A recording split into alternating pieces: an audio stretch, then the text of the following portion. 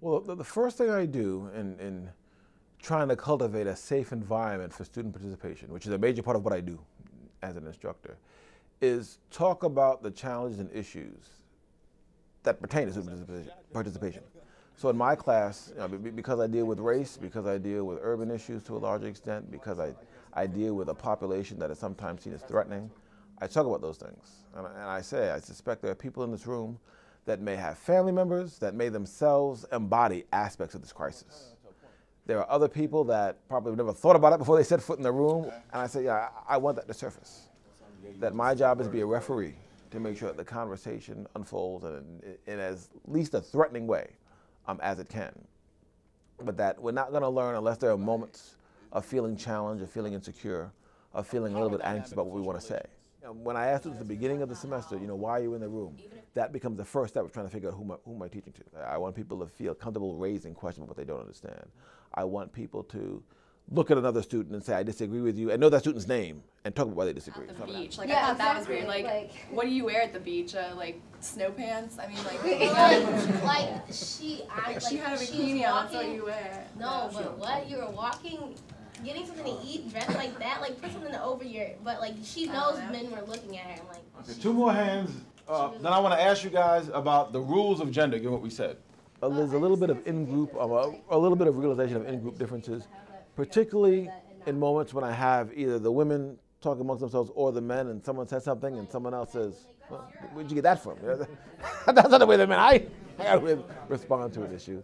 And then again, we talk about what did it mean to find disagreement? So I'll ask people, did you think you were going to fall along the same side of this issue? I certainly try to be neutral in terms of the range of reactions or issues that are unfolding. But I'm an advocate for students presenting questions, concerns, points that they don't understand. So I'm an advocate for professing your ignorance in a constructive way.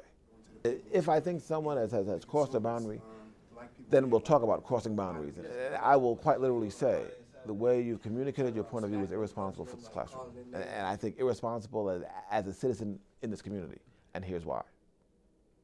And then I'll turn to the class and say, I want to make this a learning moment.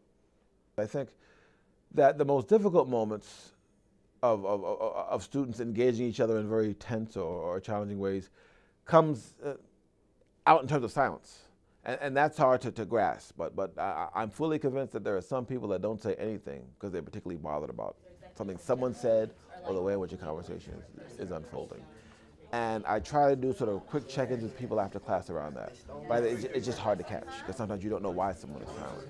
I tell students in the beginning that there'll be ample opportunities to respond anonymously about issues we're dealing with in the class. And we do that maybe 5 times in the course. I simply said at the beginning of class, take out a blank sheet of paper. Don't write your name on the paper. I want you to respond to a question I have for you. Gay fathers in the black community. What do you think about that? But I collected the documents, I shuffled them, I handed them back, and I said to students, even if you're reading your own comment, nobody will know now. So we had a class discussion on the class views on gay fatherhood that didn't allow any student to feel that they had to defend themselves or out themselves in any kind of way. But we really got to talk about the range of issues that serve us. But it created a space for everyone to, in some capacity, say what they felt and thought.